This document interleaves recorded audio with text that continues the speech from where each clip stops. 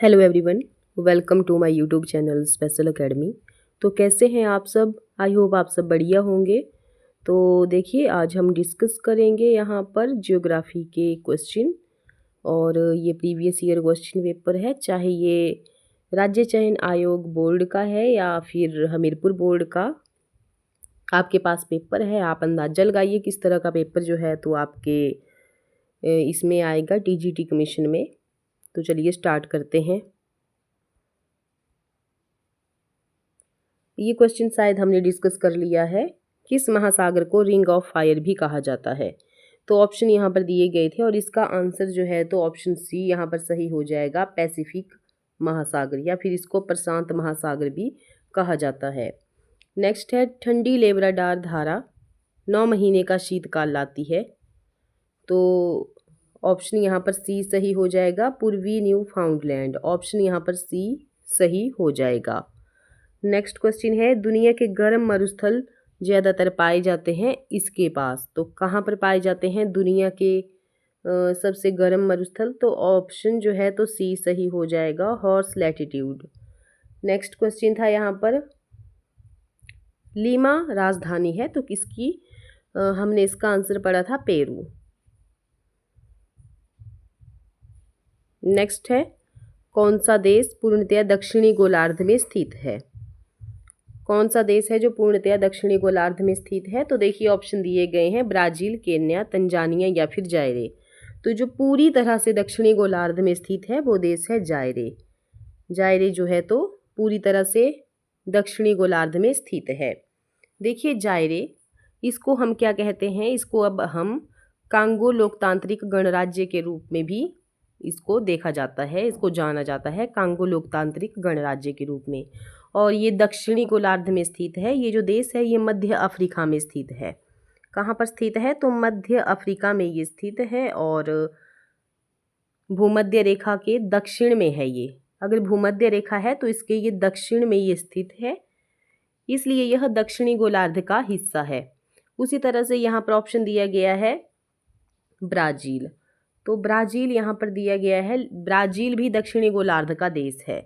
दक्षिणी गोलार्ध का ये देश है, ये दक्षिणी अमेरिका महाद्वीप में स्थित है और इसका जो अधिकांश भाग है वो भूमध्य रेखा के दक्षिण में है।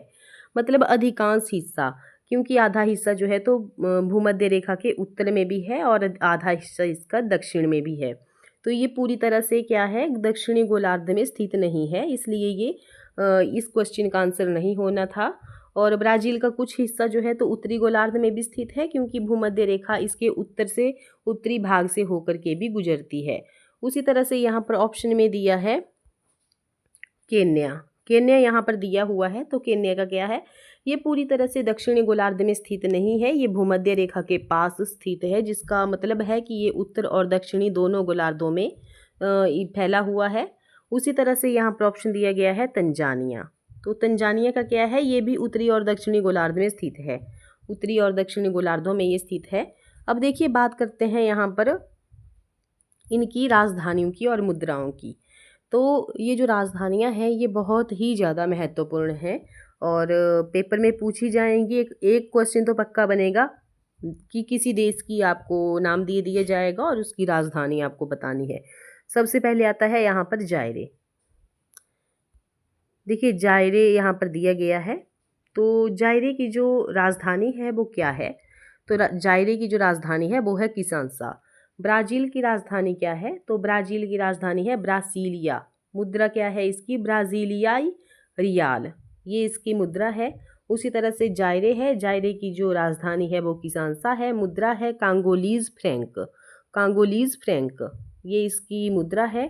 तंजानिया है, तंजानिया की जो राजधानी है वो क्या है? वो आएगी दोदोमा। क्या आएगी? दोदोमा आएगी और इसकी जो मुद्रा का नाम है, करेंसी का नाम है, वो आएगा सीलिंग। उसी तरह से केन्या यहाँ पर दिया गया है, तो केन्या की जो राजधानी है वो आएगी नैरोबी और इसकी जो करेंसी आएगी वो आएगी सीलिंग। इन दोनों की करेंसी सेम है। नेक्स्ट क्वेश्चन है, म्यांमार किसका नया नाम है? म्यांमार किसका नया नाम है? ऑप्शन यहाँ पर दिए गए हैं, बर्मा, कंबोडिया, थाईलैंड या फिर मलेशिया। बहुत सिंपल क्वेश्चन है और सभी को ये आता होगा। म्यांमार जो है तो बर्मा का नया नाम है। बर्मा का नया नाम है। और 1989 में बर्मा का आधिकारिक नाम बदलकर म्यांमार कर दिया गया। इसे जो है तो बर्मी भाषा में इसको म्यांमार कहा जाता है। और म्यांमार की राजधानी की बात की जाए तो नेपीदा इसकी राजधानी है। और मुद्रा की बात की जाए तो क्यात इसकी मुद्रा है। और उसी तरह से कंबोडिया दिया गया है। कंबोडिया की जो राजधानी है वो क्या है, तो नामपेह इसकी राजधानी है। उसी तरह से मुद्रा की बात की जाए, इसकी करेंसी की बात की जाए तो रियाल इसकी करेंसी है। नेक्स्ट है यहाँ पर हमारे पास ऑप्शन थाईलैंड। तो थाईलैंड की राजधानी क्या है, बैंकॉक है। और करेंसी की नाम की जाए तो बहत इसकी करेंसी है। उसी तरह से लास्ट है यहाँ पर मलेशिया। तो मलेशिया की जो राजधानी है वो है कुआलालंपुर। यहाँ पर लिख देती हूँ मैं, कुआलालंपुर ऐसे है इसका नाम, आगे पूरा आपने लगा देना, कुआलालंपुर। और करेंसी की बात की जाए तो रिंगित इसकी करेंसी का नाम है। नेक्स्ट क्वेश्चन है, विश्व में सबसे बड़ा द्वीप समूह कौन सा है? विश्व में सबसे बड़ा द्वीप समूह कौन सा है? ऑप्शन दिए गए हैं यहाँ पर, जापान, इंडोनेशिया, वेस्ट इंडीज़ या फिर फिलीपींस। तो ऑप्शन जो है तो बी यहाँ पर सही हो जाएगा, इंडोनेशिया। यहाँ पर बात की गई है द्वीप समूह की, समूह यहाँ पर बात की गई है। और इंडोनेशिया इसका सही आंसर आ गया। देखिए इसके जो हैं तो 17,508 इसके द्वीप समूह हैं इंडोनेशिया के। 17,508 इसके द्वीप समूह हैं जो इसे दुनिया का सबसे बड़ा द्वीप समूह बनाते हैं। और उसी तरह से क्वेश्चन बनेगा कि विश्व का सबसे बड़ा द्वीप कौन सा है? विश्व का सबसे बड़ा द्वीप कौन सा है? तो आपको याद रखना है ग्रीनलैंड जो है तो इस बहुत सबसे बड़ा जो है तो द्वीप है। और यहाँ पर बात किसकी की गई है, द्वीप समूह की गई है। तो द्वीप समूह है इंडोनेशिया, और खाली द्वीप पूछा जाएगा तो ग्रीनलैंड। उसी तरह से यहाँ पर ऑप्शन में आया है यहाँ पर जापान। तो हम साथ साथ में सभी ऑप्शन की जो यहाँ पर कैपिटल है वो हम डिस्कस करते चलेंगे। जापान की राजधानी क्या है? टोक्यो है। जापान की राजधानी आएगी टोक्यो। आपको इन सब की करेंसी आपको बताना है। आपको नहीं आता है, आप गूगल सर्च कीजिए, और गूगल सर्च करने के बाद आप कमेंट कीजिए। इससे क्या होगा कि आपको आपकी नॉलेज बढ़ेगी, आपको वो चीज़ कभी भूलेगी नहीं। तो जापान की मैंने कैपिटल बताई टोक्यो।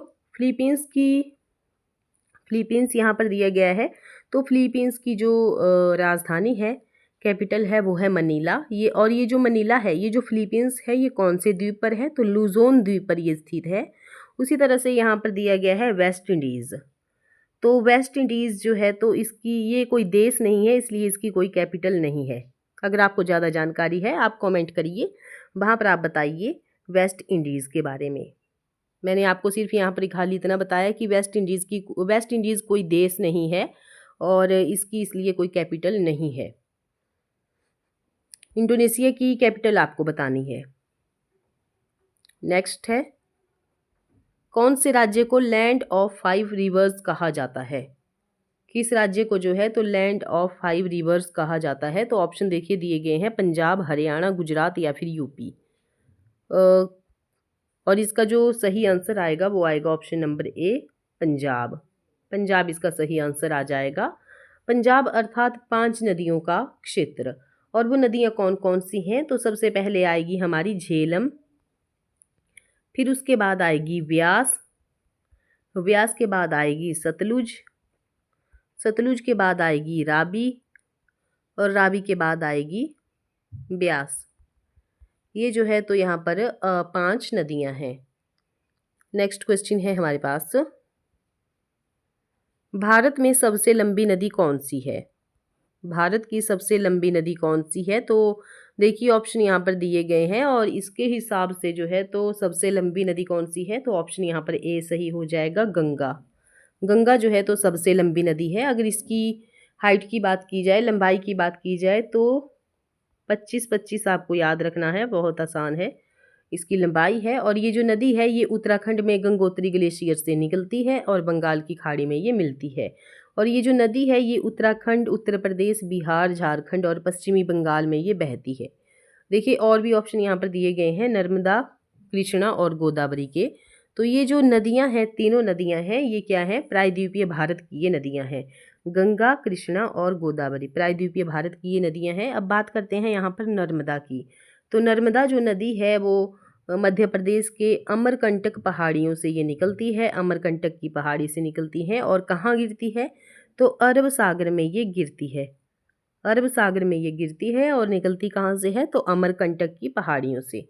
उसी तरह से यहाँ पर ऑप्शन दिया गया है गोदावरी। तो गोदावरी जो नदी है वो भी प्रायद्वीपीय जो क्षेत्र है उसकी सबसे बड़ी ये नदी है और महाराष्ट्र के नासिक के निकट पश्चिमी घाट से ये निकलती है और पूर्व की ओर बहती हुई महाराष्ट्र आंध्र प्रदेश से होकर बंगाल की खाड़ी में ये गिरती है। तो कहाँ गिरती है ये, बंगाल की खाड़ी में ये गिरती है। उसी तरह से यहाँ पर ऑप्शन में दिया है कृष्णा। तो कृष्णा जो नदी है वो महाराष्ट्र के महाबलेश्वर के निकट पश्चिमी घाट से ये निकलती है। कहाँ से निकलती है, तो ये भी महाराष्ट्र के महाबलेश्वर के निकट पश्चिमी घाट से ये निकलती है। उसी तरह से हमारे पास क्वेश्चन बनता है कि जो सबसे बड़ी नदी है दक्षिणी भारत की, तो वो है गोदावरी। तो देखिए गोदावरी की जो लंबाई है, जो हाइट है वो कितनी है, सॉरी इसकी जो लंबाई है वो कितनी है, तो 1465 इसकी लंबाई है। उसी तरह से यहाँ पर ऑप्शन में आता है गंगा। गंगा की कितनी बताई, 25। उसी तरह से यहाँ पर है नर्मदा। तो नर्मदा की कितनी है, तो 1312। कृष्णा की कितनी है, तो कृष्णा की आएगी 1400 किलोमीटर।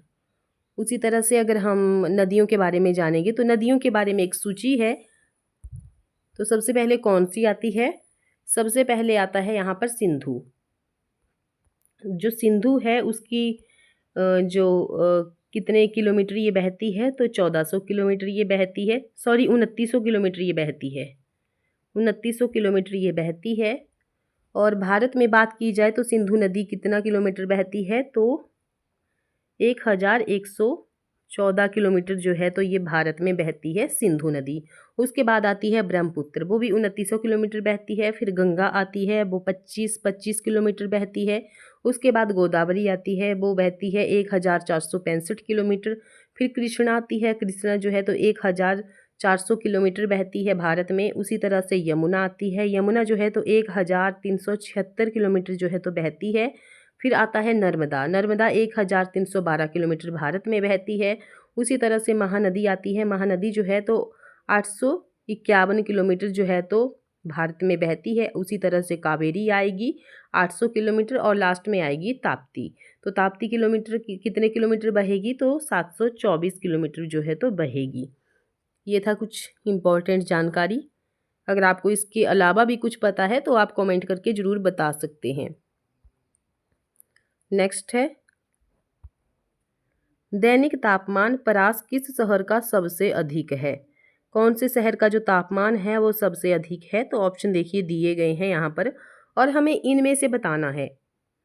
ये जो है यहाँ पर ऑप्शन दिए गए तो हमें इनमें से बताना है। आप यहाँ पर अपनी कॉमन सेंस भी लगा सकते हैं। देखिए दिल्ली में कोई नदियाँ नहीं है ना, और मुंबई भी एक किसके किनारे, समुद्र के किनारे है, चेन्नई भी समुद्र के किनारे है, कोलकाता भी। तो यहाँ पर क्या होता है कि नमी का माहौल बना रहता है, नमी होएगी तो वहाँ पर ठंड का भी थोड़ा बना रहता है। लेकिन दिल्ली में जो है तो तापमान जो है तो बहुत ज़्यादा है। तो तापमान कितना होता है यहाँ पर दिल्ली में जो है तो 40 डिग्री सेल्सियस, 40 डिग्री सेल्सियस यहाँ तक पहुँच जाता है। और दैनिक तापमान की यहाँ पर बात की गई है। भारत में सबसे ज़्यादा, अगर ऐसे क्वेश्चन पूछा जाए भारत में सबसे ज़्यादा जो तापमान है वो कहाँ पर होता है, तो राजस्थान आपको ध्यान रखना है। वैसे सबसे ज़्यादा राजस्थान में होता है, लेकिन यहाँ पर ऑप्शन के हिसाब से जो है तो दिल्ली सही आंसर आएगा। तो राजस्थान में सबसे ज़्यादा तापमान होता है, कितना डिग्री होता है, तो 50 डिग्री सेल्सियस से भी ऊपर जो है तो इसका तापमान कभी कभी चला जाता है।